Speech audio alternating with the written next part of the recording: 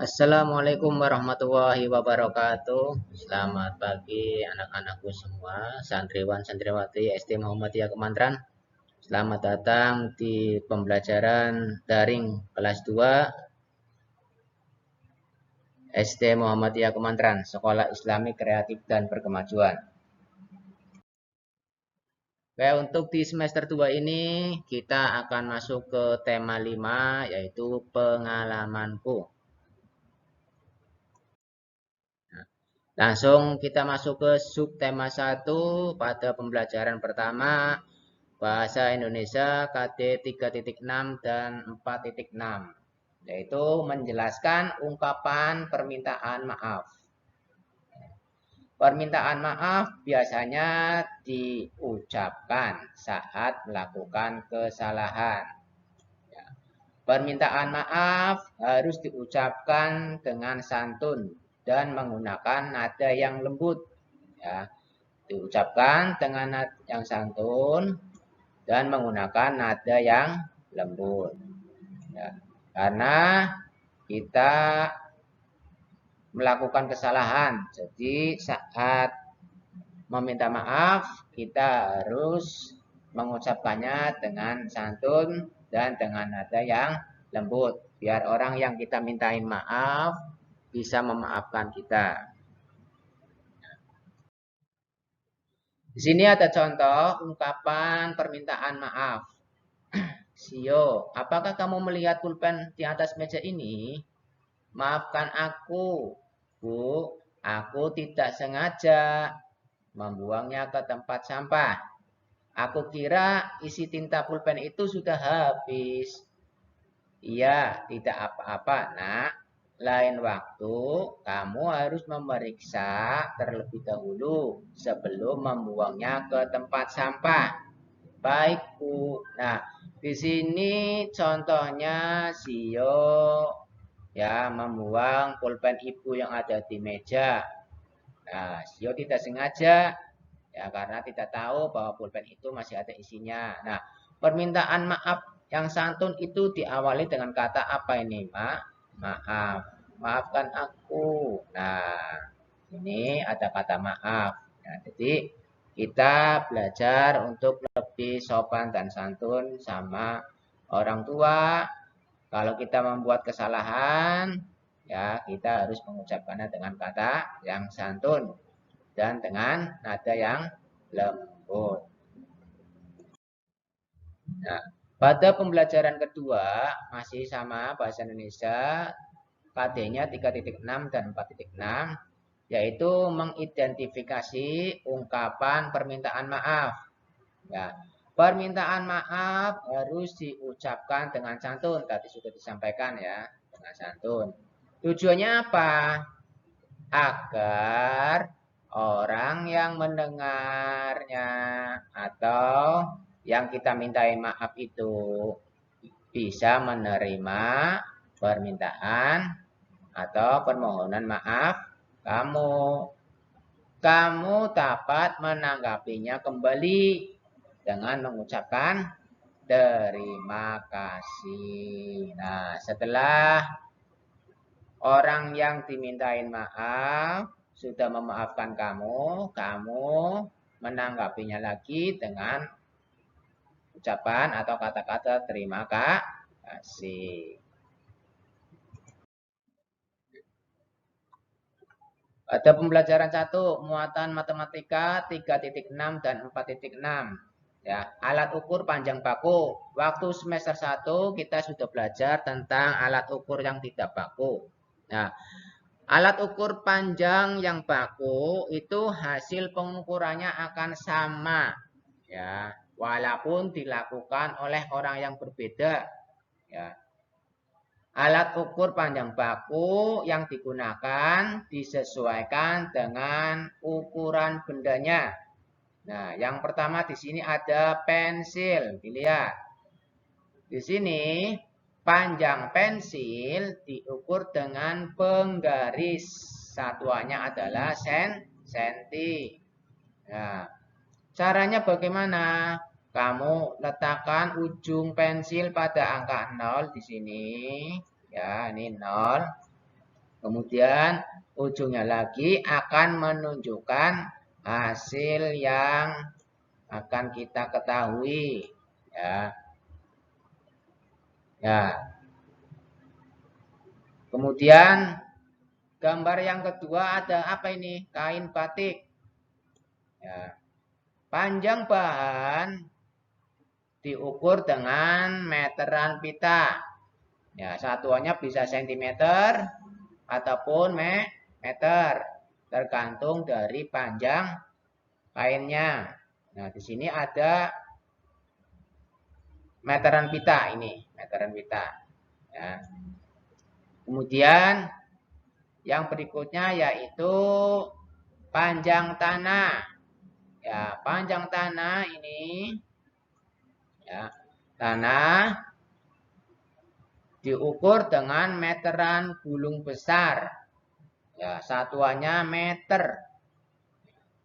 Jadi per strip itu pakainya meter. Ya. Ini digunakan oleh para tukang tanah atau bangunan yang mau mengukur sebuah bangunan pakainya ini, meteran tanah. Ya.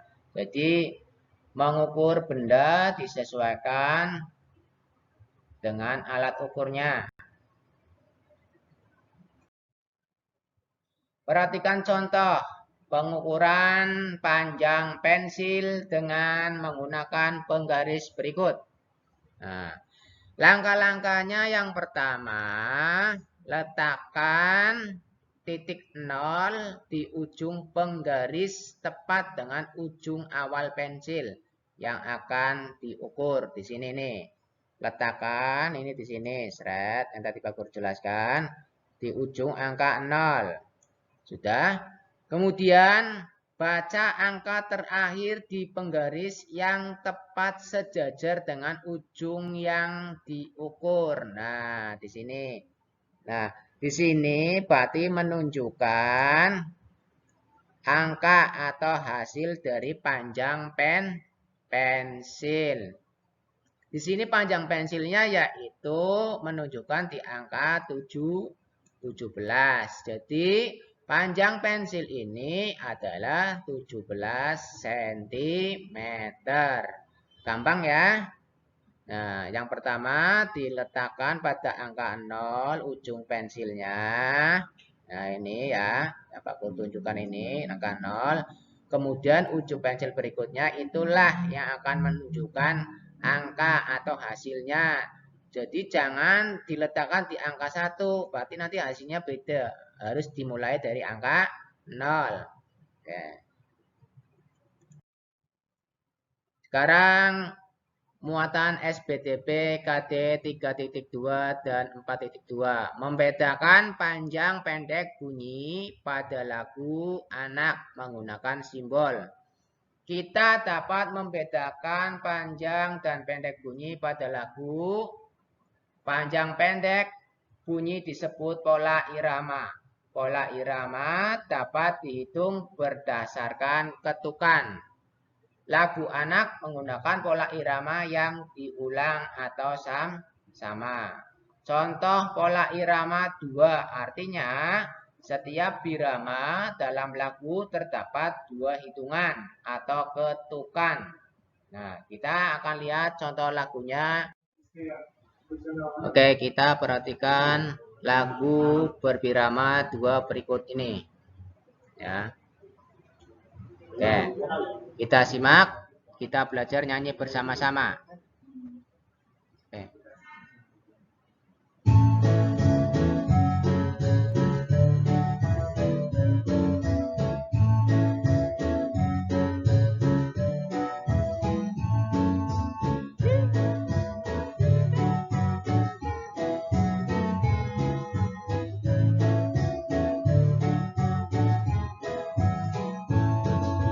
Lihatlah sebuah titik jauh di tengah laut. Makin lama makin jelas bentuk rupanya. Itulah kapal api yang sedang berlayar. Asapnya yang putih mengepul di udara. Lihatlah sebuah titik jauh di tengah laut.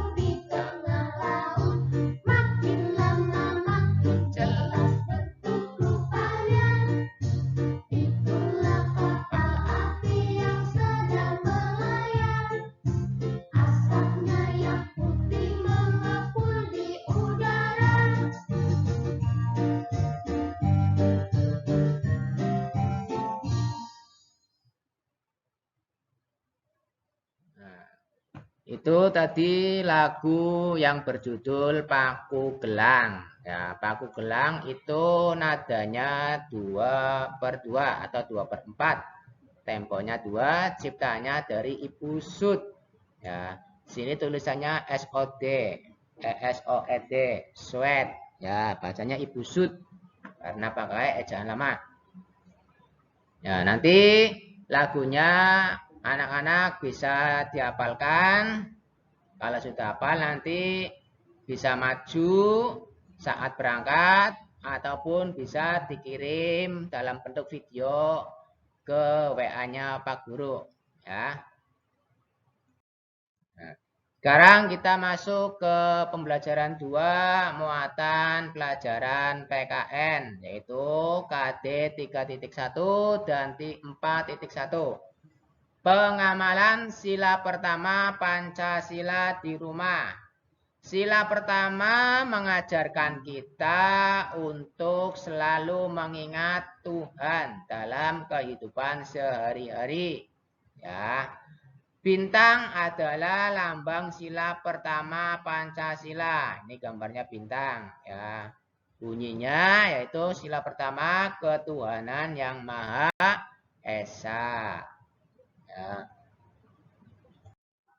Nah, berikut pengamalan di rumah yang menunjukkan sikap sesuai dengan sila pertama Pancasila.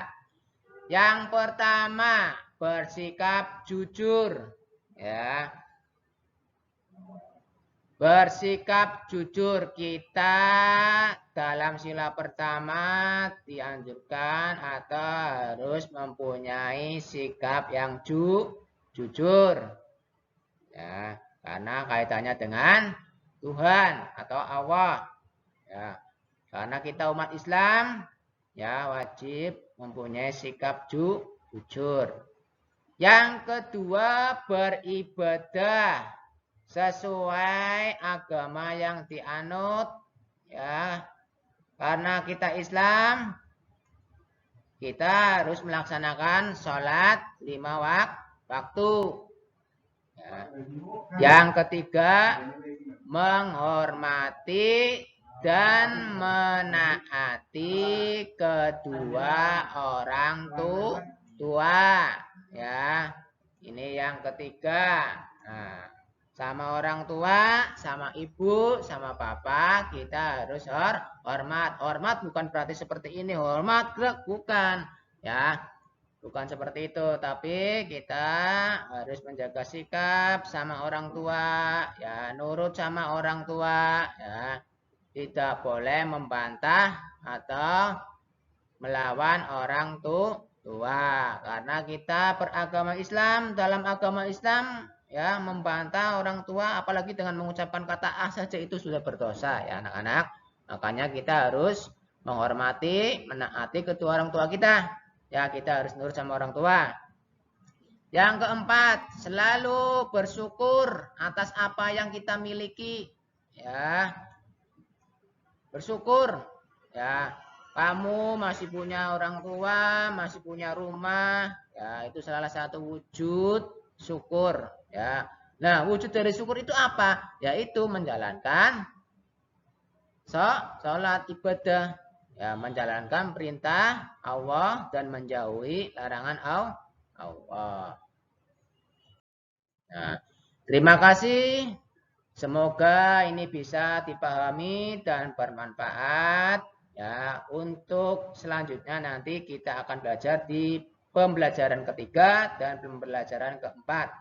Ya, jangan lupa nanti di like dan subscribe ya channelnya kelas 2B. Terima kasih. Wassalamualaikum warahmatullahi wabarakatuh.